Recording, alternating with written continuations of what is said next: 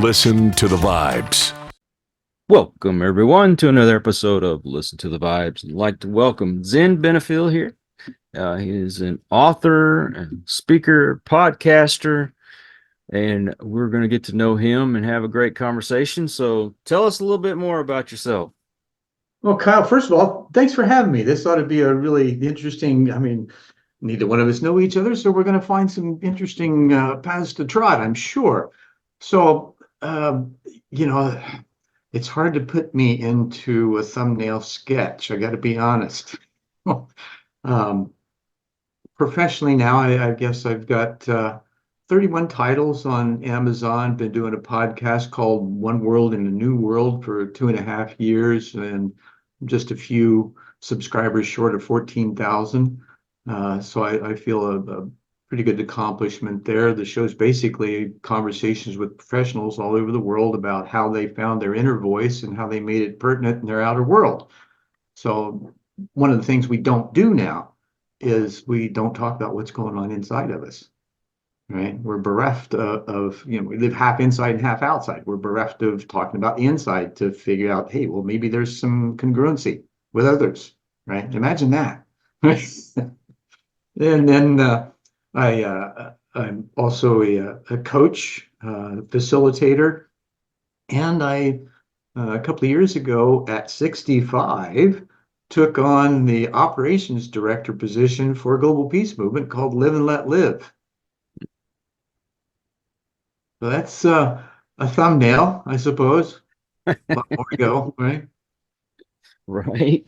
And you worked in the aerospace? Oh, I've had, oh gosh, probably 13 careers at least. I Wow. began my professional life here in the Valley, the Phoenix Valley metro area, basically, as a production grinder specialist for air research at the time. This is back in the early 80s. Moved here from Indiana after the auto crash in the late 70s, got down to our local economy, had 3 jobs, working as a meat cutter, machinist, and playing in the band. I played drums. And 3 days' time, all 3 jobs fell through. I walked out on the front porch the next morning, threw my hands up at the sun, said, okay, I'm listening. Where do you want me to go? Right. Then just like Stephen Wright, I hear Phoenix, clear as a bell. Now, I didn't get an elevator opening and a tumbleweed falling out, but I got the message, and 3 weeks later, we were packed up and headed to Phoenix. Hmm. And so have you had anybody like popular on your show? Well, I had a wonderful icon in the consciousness realm, systems, quantum systems thinking, Dr. Irvin Laszlo, who was a 2-time Nobel Peace Prize nominee. Really interesting, 90 years old when I interviewed him. And you talk about a guy full of insight and wisdom. I thought I was being real smart. I said, well, in quantum physics, we know that it's 99% space and 1% material. He said, I would say it's 100% energy. And, it kind of caught me right there. And it's like, you're right. It is.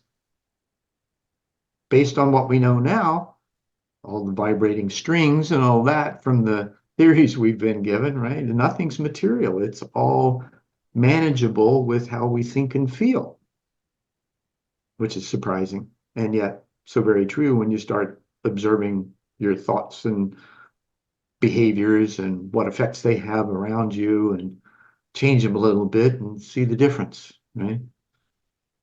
So did you work on string theory? No, unfortunately, I didn't. I think I've experienced it in more realms. As growing up, I was orphaned and adopted, had a lot of really interesting, more than metaphysical experiences when I was a kid. And I had a period where I'd watch myself rise up and enter an orange cigar-shaped cloud for a couple of years. Never knew what it was, and couldn't wait to go back when I'd wake up in the next morning, but never really thought about what it was. Just before we moved to Phoenix, I was walking through a metaphysical bookstore in Muncie, Indiana. A book falls off the shelf in front of me. Nobody else around. I walk over and look at the cover, and it's Ruth Montgomery's Strangers Among Us. I'm like, interesting. So I pick it up and I turn it over. And the first paragraph that I read, paraphrased, says something like the most common UFO contactee experience in the Midwest during the late 50s and early 60s was the orange cigar-shaped cloud. And, I just had major domino effect on that one. But so then, later, as a teenager, I was in a pre-med program at Ball State, Muncie, Indiana. And I came back from first quarter break and was just distraught. I wasn't sure what I wanted to do. I'd gone back to ask my high school sweetheart to marry me. She was already married. Just, destroyed my heart at that point. And so I hit my knees and I prayed to know what truth was. Imagine that. And I was willing to die for it if necessary. I was intent on knowing. Well, be careful, right? The old adage, be careful what you ask for. Following Tuesday afternoon, 11/11/1975, I come back from class, do the obligatory bong hit and album side meditation. And it was the 70s, right? And most of the honors dorm, it was full of heads anyway. So not that big a deal, right? And so I'm meditating, listening to Journey's first album, and which is just an amazing album in itself, let alone what happened. Middle of the second song, this voice I'd been familiar with since a child, right after I found out I was adopted, says that or asks me by name if I'm willing to die for what I believe in. And after I butt puckered, I thought, Christ consciousness, a little empty, didn't question why, just went on. Cosmic consciousness is my next thought. And I said, yeah, that feels full. Yes. So the answer, am I willing to die for what I believe in? So at that point, Neil Schon, the guitarist for Journey, there's like a riff that he does, sounds like a rocket ship taking off. And at the same time, I get a tug from my solar plexus and I pop out of body. I'm looking at my body laying across my bed. And before I could get turned around to look where I'm going, I'm engulfed by white light. Now that sensation was just amazing. And yet short-lived because it was just white light and I'm analyzing it, right? Not realizing it. But it had a really effervescent, iridescent, high-pitched sensation to it. Then I realize I'm thinking because I'm analyzing it. I'm thinking I can't be dead. Woohoo! Right? And then the impetuous teenager says, oh, wow, is there more? Because honestly, it was boring. It was just me and the light and there was nothing else. I like to see stuff. So I feel the movement and I'm in this indigo background with points of light surrounding me. I intuitively knew that these points of light were points of consciousness, whether in body or not. I wasn't sure because I knew I wasn't. Had sensed that they were somehow. Didn't question it any further, or didn't really have time to do so because the voice picked back up and then told me that these are those that I'm to work with in this lifetime in order to do certain things. I won't get into that because it's a long story.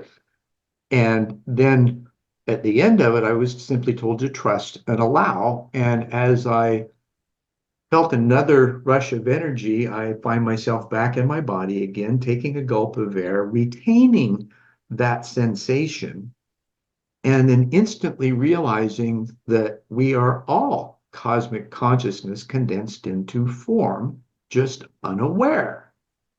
Right. Right. And so, I mean, you can imagine at 18, wow, what the hell you do with that? Right. So I started looking at all the, spiritual texts I could find to see if there were any references to what I just experienced. And eventually what I found was in the Vedas, which are 15,000 years old. And basically they say that, we're all divine threads connected to a unit of consciousness, the white light, and that we are capable of God consciousness. Well, that would be the cosmic consciousness in form, which is why when I said Christ consciousness as my first answer, it felt a little empty. That's the reason it felt empty, because it's that formless consciousness that's embedded in these forms. We call it Christ consciousness from that perspective, right? We try to live in that, maybe, hopefully. So from that point on, I've worked to understand all of this, what do I do? How do we prepare? what is reality really made of. And then in 1989, 14 years later, I run into a group of folks that are practicing some techniques developed by William Swigart in the 1950s. One of them was called the multi-plane awareness technique, and it allows the participant, through a facilitated process, to experience 9 planes of consciousness and integrate their bodies on each one of them. Now, that's really out there, right? Right. And yet, it was an experienceable happening. Then in 2018, I'm getting ready to do an interview with Dr. Jeffrey Mishlev for his podcast called New Thinking Aloud. And if you or your listeners haven't explored that, I would recommend it. Hundreds of interviews with people who are on the edge of science and parapsychology, and just really interesting stuff. So anyway, I'm going through the old interviews and looking for stuff that I might be able to tie in our conversation. And I run across a guy named Vernon Neppy. And Vernon's talking about this theory of everything that he and Edward Close wrote and published in 2010. It's a quantum physics paper. And what they posit is that consciousness, space, and time are tethered across 9 dimensions. So it fit perfectly with the experience that I'd had. Now here's the science to back it up. And I find that that's really critical in looking for truth, right? You may believe something strongly. Are you willing to die for it, first of all? And if so, then there ought to be some science to back up the experience, right? That's true knowledge, is when you have that understanding and there's a bridge between the two, because both spirituality and science are seeking the nature of reality, right? It's a discovery process. So the two ought to say the same thing. They may use slightly different languages. However, when you begin to peel back the layers of the onion, the core is really all about the same. When I was younger, I had this experience where I sat up in my bed and I stood up and I saw myself still laying on the bed. Mhm. And I walked out onto the front porch. Now, mind you, the way my house was, my room had a door that led to the front porch. And so I walked out, Cool. stood Easy out, access, huh? Yeah. right, made it easier to sneak out. Yeah. But I'm standing on the porch, and I remember looking up at the sky and thinking, wow, I'd really love to go up there. And I could see myself, going up in the sky, looked down, saw my roof, saw the neighborhood, the trees, everything else. And as I'm going up, I look around, I'm seeing clouds. And then all of a sudden, I'm seeing stars, and I can see planets, and just kept going and kept going. And I went, and here's a big cluster of stars that I'm headed towards. And at that point in my head, I'm said, I don't know if I'm going to make it back. And as soon as I Well, yeah, looked I mean, you down, get out to that far, you don't really want to, right? It's at, so amazing.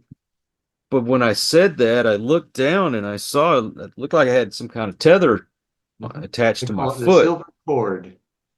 And the next thing you know, it jerked, and I started going back, and I'm seeing everything that I just saw, but in reverse. I see the roof of my house. All of a sudden, I see my body on the bed, and then as soon as I hit the bed, I woke up, and it was so real to me. And I've You only weren't had, really asleep. You were conscious in another state, hmm, right? And I learned this term from Jeffrey. It's called the hypnagogic state. It's right in between sleep and mm-hmm, wakefulness, and that's where the out of body experiences can happen. And that cord you saw, that in those realms, it's called the silver cord. We're always attached. We always come back, right? And that's the interesting thing about getting out and exploring. And what I found also with psychedelics, right? You can do massive amounts of psychedelics. You can go way out there, and still, it's just the catalyst. It's not something that's going to cause or allow harm to take place, unless you're stupid enough to jump off a building, which, some, right? Yeah, right. However, these are realms that we have unexplored, Mm-hmm.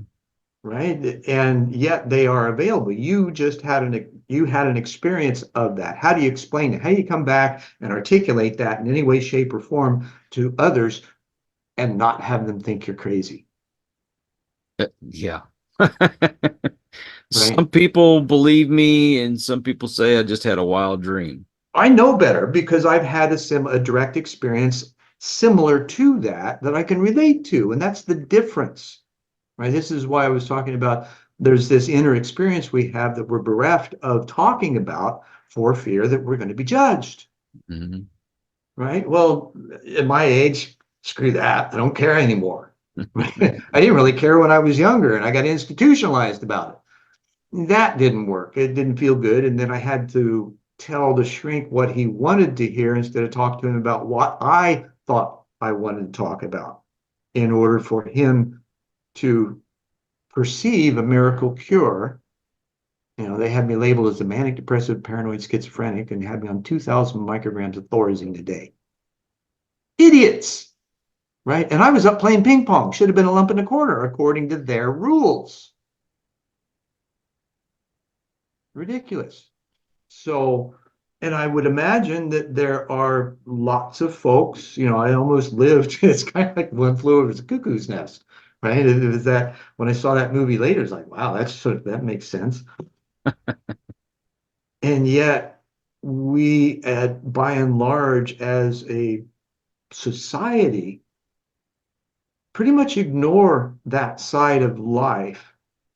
And I'm not quite sure why. Maybe it's because it's an unknown and we fear it, or that and like with you experience in those near death experience moments when you're transiting from one to the other, you could have a sense of fear of death in that place because it feels like you're separating, even though you're not.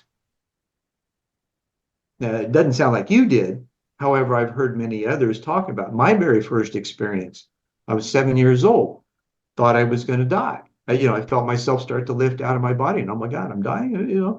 And then this voice that was telling you about earlier said, just relax, take a breath, everything will be okay.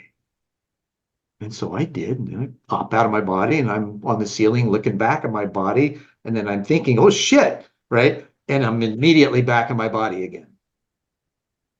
So the thinking process, there's two different, there's an observer and there's a participant. The participant thoughts get in the way.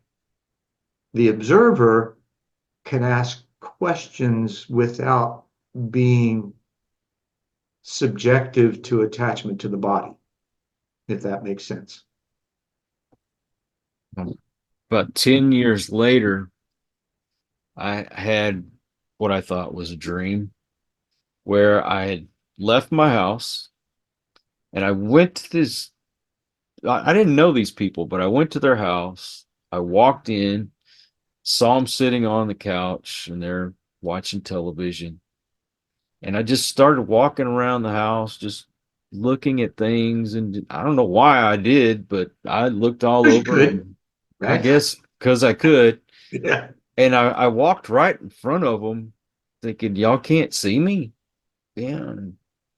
Anyway, after a while, I left and I went back home. And about 2 weeks later, mind you, I was working as an exterminator at the time. I Hmm. walked into this house, and it was the house that I had saw in my dream. And everything was in the same place that I remember it in that dream. And there was the lady that I'd saw sitting on the couch and all that. Explain that one to me. Well, there's that kind of, I won't say that there's alternative realities. What I will say is that there's vibrational patterns that exist that you had a precursor or precognitive experience of. Just my guess is because you were maybe having some moments of curiosity about those kinds of experiences, and then you were in a moment where it allowed you to do that, and the reference that you got was going to the same house, right? That's the serendipitous synchronicity, if you will, that bridges the liminal, which is that space in between it's like the segue between the body and consciousness, right? And being able to experience that, then how did you feel about that? Did it bring you a greater sense of understanding reality or being safer in it? It freaked me out because I looked around and I said, I've been here, even though this was the first time I'd physically walked into this house. And it blew my mind that I knew where everything was, everything in its place, and maneuvered my way around these people's house like I had been there before. Well, and you had. So essentially, whether you realized it or not, there was another part of you that set you up to have that experience in order to have the reference of yes, this did happen because I recognize this. This is my direct experience, right? It's not a theory. It wasn't a dream, right? Because if it was just a dream, you wouldn't have been able to identify everything in the house when you went there. Right. So it gave you evidence that there's something else going on and that there's this additional part of you that's available to experience. Now, these kinds of things, we talk about these things, and these kind of events are temporary and transitory at best. And yet, in those moments that we have them, it often makes us wonder for days, weeks, months, even years of, how the hell did that happen? Right. So that's what I've been doing for 50 years, is asking, how the hell did that happen? And in doing so, then, the message I got basically that I was supposed to help facilitate a new world order of harmony among people on planet. Well, in order to do that, you got to understand how people, places, and things work together better. So I spent years of learning how to facilitate. Aerospace industry, I went from machinist to a production control coordinator. I was responsible for $7 million a month in 800 part numbers for commercial spares. Right? That's a huge, I was 27 at the time. And then later on, I started helping to put together one of the largest arts festivals in the country that had 250,000 people come over a weekend. I had the largest area there, 350 vendors and 20 food vendors. And then I started doing partnering workshops for building road and bridge construction. Multi-million-dollar projects, 2 to 5 years long. The process was garnering the understanding of what partnering principles are, how they work, and how they build teams, and it's kind of a servant leader kind of scenario. And then the most important part of it was the issue resolution plan. So in those specifications for the job, the builders, the vendors, all of those guys, they look at these schedules and the plans and they say, okay, well, here's where a problem is going to be because we know that there's something existing there that wasn't in the specs that they're going to have to deal with, right? So they know that ahead of time. So what happens is we flesh all these out in the meeting and have issue resolution plans in place so that when that occurs at whatever point in the schedule it is, there's a plan to take care of it so there's no work stoppage. And work stoppage on construction projects can cost in the tens of thousands of dollars an hour. So this really gave the ability to come in under schedule and at or below budget as well. with a lot of value engineering possibilities in it. So you can see, there's these opportunities that are really concrete, literally, and yet there's this other experience of this etheric realm that is really hard to encapsulate and articulate in any given moment and give it due justice, right? The book that got me the interview with Jeffrey Mishlev is called Stubbing My Toe on Purpose, and subtitled A Seminal View of Consciousness, Cosmology, and the Congruence of Science and Spirituality. That's a mouthful. It's kind of a pseudo-autobiography that I also ask questions and posit possibilities and just really take a good look at things. So those, the references, the questions, the curiosity, I find is most important, and truth loves to be tested. Right? You just throw it on a chopping block, whack away at it, and as you will, because that's what you need to do in order to discern and hone your understanding of your own truth. Because your own truth may not be for everybody. However, there are certain things that, spill over, if you will. And yet, in that, as I mentioned earlier, the Vedantic philosophy that we're divine threads incarnate capable of God consciousness. Well, what's that mean? Well, probably we've got a specific form, fit, and function in the world that we haven't discovered yet. What's my mission? Everybody asks, what's my mission? What's my purpose? Do I have one? Well, if you're questioning it, then you probably do. How are you going to find out what it is? Well, that's part of what I do as a transformational coach, right? Since I've been down that rabbit hole most of my life, I'm able to ask the questions and listen intently and kind of sense how to nudge others into the place where they can ask their own questions and get their answers and create pretty interesting simplified action plans to achieve their dreams. My business name's actually Be the Dream, so it kind of fits, right? Do you have a website? I do. I actually have several. ZenBenefiel.com is the main one, and it's got a series of buttons across the top of it. Each one of them are a rabbit hole. My coaching site is BeTheDream.com. I just got a 509A2 status for PlanetaryCitizens.net. And so I'm going to be doing some things with it to further things along this year. And let's see what else I got. That's probably enough for now. And I'm, people can find me on LinkedIn. That seems to be one of the most robust platforms that I've found that really, if you're conscious and authentic, you can do some really cool stuff and meet great people and further your own work because of that. Because everybody's looking for somebody like them or someone that sort of like them that they can work with in order to achieve. Well, the virtual world gives us that now. And I found that, most people are like, yeah, they're still bent out of shape over COVID, right, the pandemic, because things aren't back to normal. They never will be. What it did do, though, is it gave us all the chance through the obsession on self-hygiene and sequestration to sit still and examine ourselves. Ask those critical questions. Who am I? What am I here for? What do I believe in?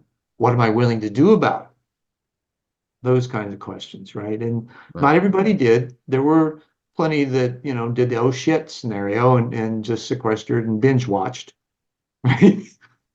And yet there was a percentage who did go inside and start asking questions and were compelled to start looking for others. And a bunch of virtual groups started popping up in the late 2020 that I would witness to, and because I joined many of them. So it's amazing what's there when you begin to look and question how you can fit in better, and then trust your intuition. That's the greatest thing that anyone could do is trust your gut. Yeah, that's for sure. Zen, thank you so much for coming on the show. Well, you're very welcome, Kyle. That was a quick roundabout, eh? Hey, it goes by fast when you're having fun, right? It did. And Hey, also, brother, thanks so much. of course, and I also want to thank all you folks out there. If you are new to the channel, I hope you'll come back, hit that subscribe button from our regulars. You guys are awesome because you make it possible for me to do this. Until the next one, everyone, please take care. Be kind to one another. God bless and peace. We hope you enjoyed this episode of Listen to the Vibes. You can catch us on Buzzsprout or wherever you listen to your favourite podcasts, and on YouTube. Follow us on Facebook at The Vibes Broadcast Network